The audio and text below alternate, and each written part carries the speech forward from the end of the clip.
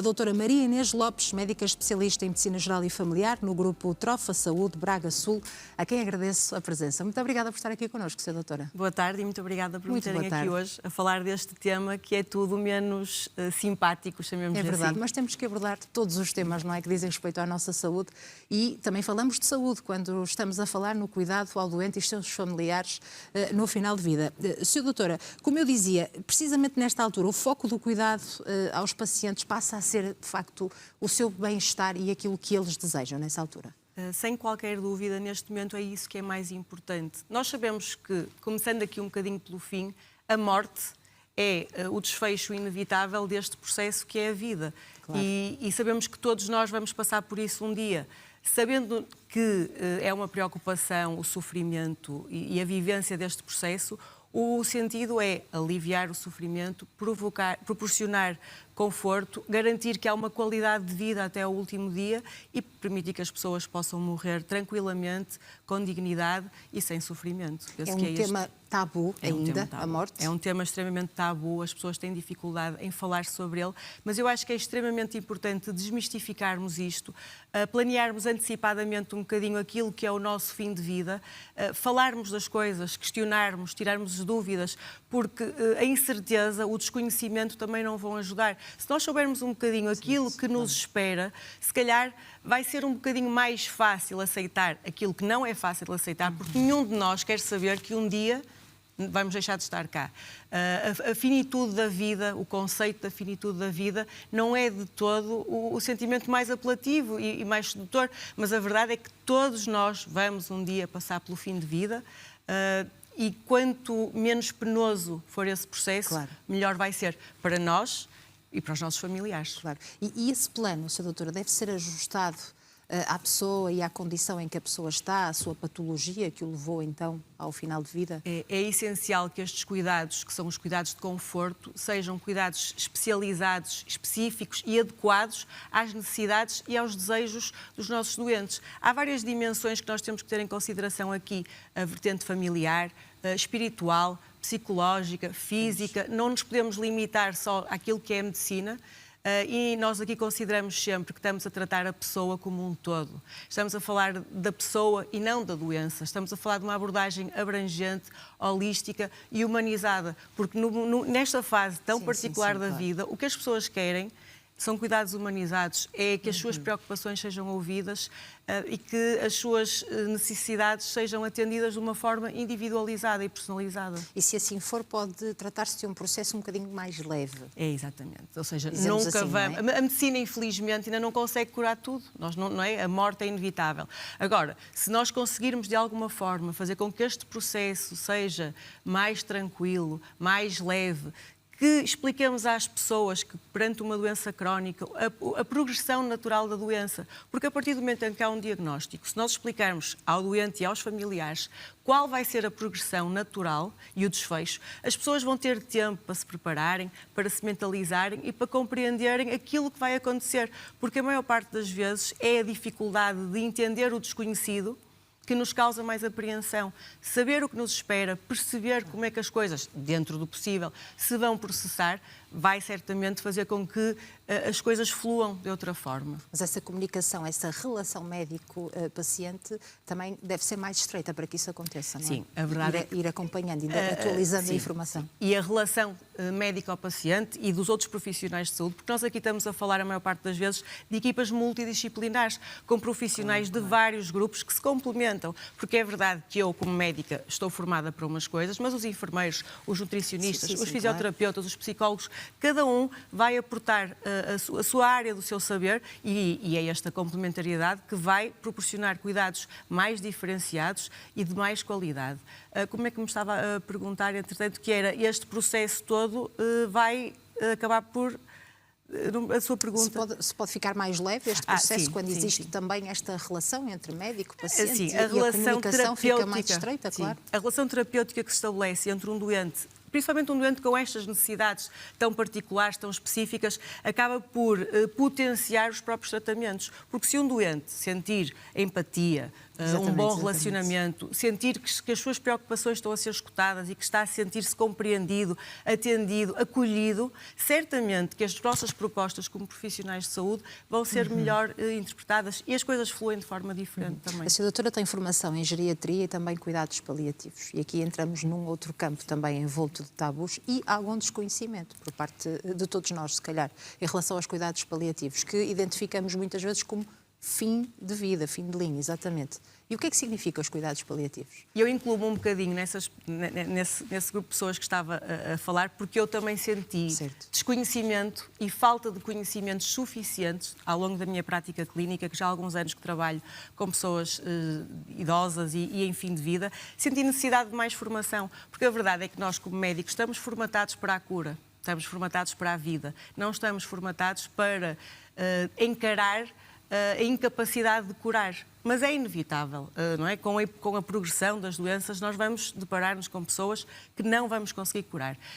E eu senti que não tinha capacidade de dar a resposta necessária. Fiz a pós-graduação em geriatria e fiz o mestrado em cuidados paliativos, que me abriu todo um novo horizonte. Eu nem sequer sabia que desconhecia tantas coisas e agora sou uma pessoa muito mais capaz de acompanhar os nossos doentes.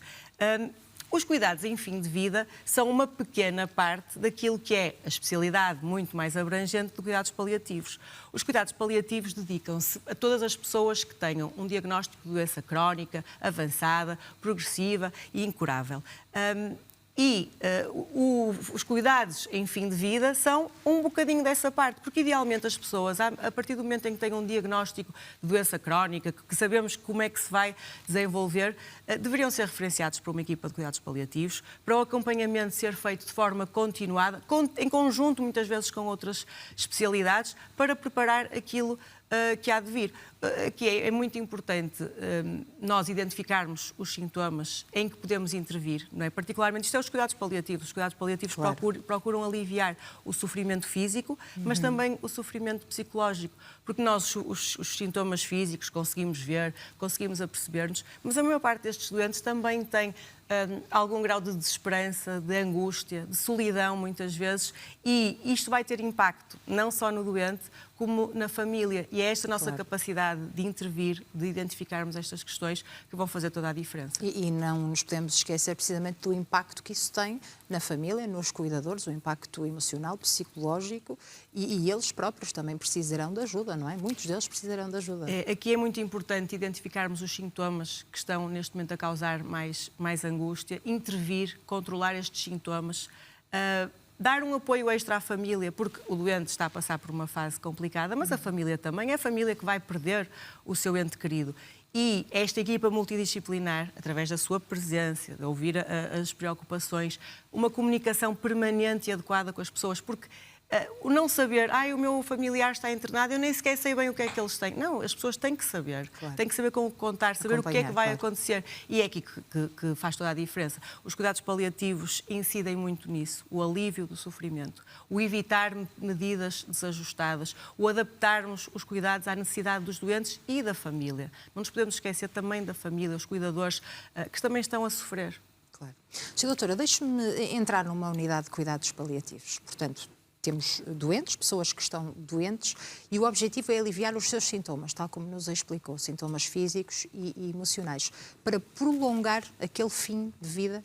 É esse o objetivo? O objetivo não é prolongar o fim de vida. O objetivo, e aqui entramos um bocadinho em duas noções que eu vou abordar brevemente. Nós temos a distanásia, que é o ato de prolongar a vida de forma desadequada, ou seja, usar tudo que temos ao nosso alcance sem terem em consideração o melhor interesse do doente. E não é isso que nós queremos. Nós queremos adequar os cuidados às necessidades. E temos depois a ortotanásia, que é o processo natural da morte, em que não vai haver uma interferência nesse processo. Nós não vamos acelerar nem atrasar. Estamos a falar aqui, obviamente, de situações irreversíveis, em fase terminal e fim de vida, e é isso que nós devemos interpretar. Perceber que isto é todo um processo natural, fisiológico, que vai decorrer. Nós não estamos aqui para acelerar a morte, nem para atrasar a morte, quando estamos a falar de uma questão terminal. Nós estamos aqui para proporcionar que esse fim de vida seja o mais confortável possível, com qualidade de vida e com dignidade até ao fim. Para mim, não faz sentido hoje em dia termos pessoas a morrer com dor e com outros sintomas que conseguem ser controlados. Assim conseguimos compreender melhor, não é? O objetivo dos cuidados paliativos. Há muitas vezes a questão dos doentes que pedem aos médicos, por exemplo, se o doutor deixe-me ir morrer a casa, por exemplo. Prende-se muito também esta abordagem, não é? Domicílio ou hospitais. Isto também é garantir a vontade dos próprios doentes e muitas vezes dos familiares. Há aqui esta dualidade, não é, de opções entre morrer em casa, no domicílio, ou numa instituição ou num hospital. Há certas situações que, de facto, são mais complexas, com sintomas mais difíceis de controlar, com descompensações agudas e com situações que precisam de medicação injetável, de cuidados que só podem ser proporcionados a nível hospitalar. E aqui faz sentido que as pessoas recorram às unidades hospitalares. No entanto, a maior parte das situações são situações que podem perfeitamente ser acompanhadas em casa. A nível dos centros de saúde, como médica de família, os domicílios fazem parte da nossa atividade ao longo de todos os tempos, desde o início até ao fim de vida. E há equipas comunitárias de suporte em cuidados paliativos, que são equipas de cuidados paliativos baseadas em centros de saúde, que permitem precisamente este acompanhamento às pessoas em casa. Medicação para dar em casa, é possível ir a casa fazer análises, se houver indicação, acompanhar, controlar os sintomas. Temos equipas no nosso país com um nível já muito bem desenvolvidas, que acompanham vários doentes com vários tipos de articulação. E eu gostava de deixar aqui um repto aqui às pessoas que nos estão a ouvir lá em casa, que façam uma reflexão, uma pequena reflexão e pensem... Quando chegar à vossa altura, porque inevitavelmente todos vamos passar por isso, onde é que as pessoas gostavam de morrer? Em casa?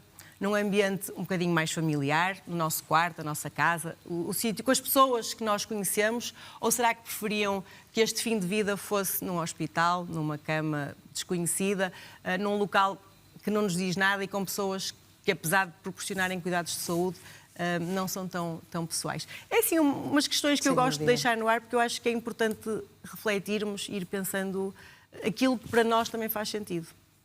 Mais uma vez, o tema morte às vezes pode ser difícil de abordar, não é? Por exemplo, a mim incomoda-me um bocadinho que esta cultura ainda nos seja tão difícil falar sobre isso. E se calhar há muitas pessoas que agora dirão: ai, não quero nada de falar sobre isso, quando chegar a minha altura alguém vai tomar a decisão. Mas depois, quando chegar à altura, se calhar aquela pessoa quer tomar essa decisão, não é? E tem os seus direitos. E se calhar já encontrou também muitas situações dessas. Sim, e pessoas que dizem: ai não, a doutora decida, eu não quero saber, não quero falar disso. E depois tudo muda. Mas tudo muda. E nós podemos falar à frente um bocadinho mais das diretivas antecipadas de vontade e do testamento vital e do papel que isso pode ter precisamente nestas situações. E qual é o papel? Portanto, há o testamento vital e as diretivas antecipadas de vontade são um documento de muito fácil acesso, que as pessoas podem ir à internet, é o site do SNS 24, imprimem. Eu até, uma vez mais, digo às pessoas para imprimirem o documento, lerem e refletirem um bocadinho sobre aquilo que lá diz. Aproveitar para ter conversas abertas com as famílias, com os amigos, com o médico, tirar perguntas, fazer questões, tirar dúvidas. Pensar naquilo que é que nós queremos para o nosso final de vida. Há um dos princípios básicos dos doentes, que é a autonomia. E o que é que este documento nos permite? Nós podemos manifestar por escrito as nossas necessidades espirituais ou culturais, as nossas vontades, os nossos desejos, ficam por escrito para que um dia mais tarde, se eu não for capaz de dizer aquilo que eu gostaria que fosse o meu fim de vida, os profissionais de saúde que me hão de acompanhar, espero eu daqui a muitos anos, saibam aquilo que eu projeto para mim, aquilo que para mim faria sentido, porque o que faz sentido para mim não tem que fazer para a Alexandra. Não é? Nós não temos que querer todos a mesma coisa. Agora, que esta reflexão exista e que nós pensemos, idealmente, se eu pudesse escolher, como é que eu gostaria que fosse? A maior parte das pessoas, eu sei o que é que dizem, sem sofrimento, sem dor. Eu gostava de adormecer e não acordar mais. Mas nós temos ao nosso alcance, felizmente, a medicina tem medicação, temos ferramentas ao nosso alcance que nos permitem isso. Agora, se as pessoas não pensam, não programam, não projetam, acaba por ser um bocadinho mais complicado nós assegurarmos que estamos a cumprir a sua vontade. Em relação ao testamento vital, há uma coisa também interessante, que é: as pessoas podem nomear um procurador de saúde. E o que é o procurador de saúde? É aquela pessoa em que eu posso delegar as decisões. No caso de um dia eu não ser capaz de expressar as minhas vontades, essa pessoa vai ter em consideração, que me conhece e com quem eu certamente discuti este assunto, vai ter a capacidade de tomar algumas decisões por mim quando eu não for capaz. Tudo isto é um processo reversível. Então, é um processo que é registado no Registro Nacional, é o RENTEV, Registro Nacional do Testamento Vital. Tem uma validade de 5 anos, mas é reversível a qualquer momento e eu acho que é importante as pessoas saberem que existe esta ferramenta. Uma vez mais, nós como médicos de família, que como eu disse, acompanhamos do início ao fim da vida, que conhecemos as pessoas e perante este envelhecimento, não é, que se está a sentir, há um maior número de doenças crónicas e nós podemos perfeitamente ir identificando os doentes que beneficiam de conhecer esta ferramenta, de alertar, informar, aconselhar. Olhe que há este documento, o que é que o senhor acha? Há pessoas que nos vão dizer, acho ótima ideia, eu quero, ajude-me a fazer. E há pessoas que dizem, nem pensar, nem quero pensar nisso, olha, quando chegar a minha altura alguém há de decidir. Bom, também temos que respeitar, não é? Precisamente, mas também há falta de conhecimento precisamente sobre este assunto, não é? Porque outras pessoas poderiam assinar ou deixar lá escrito aquilo que iriam querer para o final de vida no testamento vital e nem sequer sabem que ele existe. Sim, sem dúvida que há muito falta de conhecimento. As pessoas, a maior parte das pessoas, eu diria que não sabem que isto existe. Dentro deste que existe, será também uma minoria que preferem não falar do assunto e está tudo bem se é isso que preferem, mas quando nós damos a conhecer à maior parte das pessoas, há receptividade e há interesse em, pelo menos, perceber o que é que aquilo é. Claro. Ler, perceber, ponderar, abrir horizontes. Claro. Acho que nunca se perde nada. Mas pode ser uma novidade também para muitos ser este o papel do médico de família. O médico de família tem um papel extremamente abrangente. É como eu disse, nós acompanhamos os nossos doentes desde a pré-conceição, desde a gravidez das mães, teoricamente até ao fim de vida. Faz parte de nós acompanharmos o doente, acompanharmos a família ao longo do tempo e claro, vão surgindo oportunidades de nós identificarmos pessoas para as quais consideramos que faz sentido pessoas ainda com um grau de consciência e de independência cognitiva pensarem nestas questões, percebermos se faz sentido ou não continuar a abordar este assunto com as pessoas e com a família. Sra. Doutora, só para também esclarecer esta questão, às vezes, por questões médicas, clínicas, não é possível cumprir os ideais e as vontades daquela pessoa que está no final da sua vida? É assim, por muito, isto é assim, a medicina não é branco nem preto, há todo um espectro de cinzentos, como eu costumo dizer aos doentes na consulta. Nós podemos fazer uma proposta, um projeto, nós podemos explicar aquilo que gostaríamos que fosse para nós. Agora, nós não podemos garantir a 100% que não vai haver descompensações. Agora, há certo tipo de coisas que é possível dizer eu não quero que me façam. E isso está escrito, a partir do momento em que está escrito, os profissionais, por exemplo, não quero que seja colocada uma sonda nasogástrica, um tubinho pelo nariz até ao estômago para eu ser alimentado. E a partir do momento em que isso está escrito, os médicos vão respeitar essa vontade. Claro que há situações que nós não podemos prever e isto tudo é adaptado, mas aquilo que, ou seja, nós conseguimos perceber qual é o perfil do doente, qual é a sua vontade e tentar sempre respeitar ao máximo as suas vontades. Mas nessa situação, por exemplo, em que a pessoa não se consegue alimentar sozinha, como é que a pessoa se alimenta? Há outras formas? Isto é um dos grandes dilemas aqui do fim de vida. E aqui estamos a falar, se estamos a falar de uma fase terminal e do fim de vida, a verdade é que as pessoas nessa fase já não sentem fome e já não sentem sede. O processo fisiológico do fim de vida e da morte vai levar a mudanças clínicas e essas mudanças clínicas vão levar ao surgimento de novos sintomas ou agravamento dos sintomas existentes. E é dos mais problemáticos porque na nossa cultura a alimentação, o cozinhar, o comer é um ato de amor. E os familiares ficam extremamente preocupados quando veem que as pessoas não comem. E é nosso papel explicar que não há, no fim de vida, nós estamos a falar aqui do fim de vida, não há esta sensação de fome ou de sede. O próprio organismo já não vai conseguir digerir, metabolizar os alimentos da mesma forma. E estas formas de alimentação artificial muitas vezes trazem mais consequências e desvantagens do que benefícios. Isto recordando sempre que estamos a falar de uma fase em fim de vida em que o próprio organismo começa a desligar-se aos poucos. Gostaria que fosse um processo também com menos burocracias? Não é um processo extremamente burocrático, ou seja, o testamento vital em si é burocrático, está registado. Agora, as nossas opções médicas não é burocrático. Eu acho que nós temos é ter sempre em consideração a vontade do doente, quando ela é manifestada previamente, articular com a vontade também da família, que é as pessoas que conhecem os doentes, mas não considero que seja um processo extremamente burocrático. Acho que tivemos aqui uma conversa muito clara, muito informativa e útil também para os nossos telespectadores e para todos nós que aqui estamos. Muito obrigada, Sra. Doutora, por esta informação e também pela sua presença. Muito obrigada. Ora, agora queremos também ouvir a sua opinião precisamente sobre este tema, também a sua dúvida, a sua questão, ainda o seu desabafo, o seu testemunho. Já sabe que para isso deve marcar o número de telefone 22-508-3297 para se poder inscrever e depois então participar em direto aqui no consultório nesta tarde de quarta-feira. Pode também partilhar toda esta informação por escrito e para isso basta enviar um e-mail para o endereço consultório@portocanal.pt. Vamos fazer um intervalo, atualizamos a informação, já sabe como é, com Pedro Carvalho da Silva e estamos de regresso daqui a alguns minutos. Eu conto consigo, claro que sim. Até já.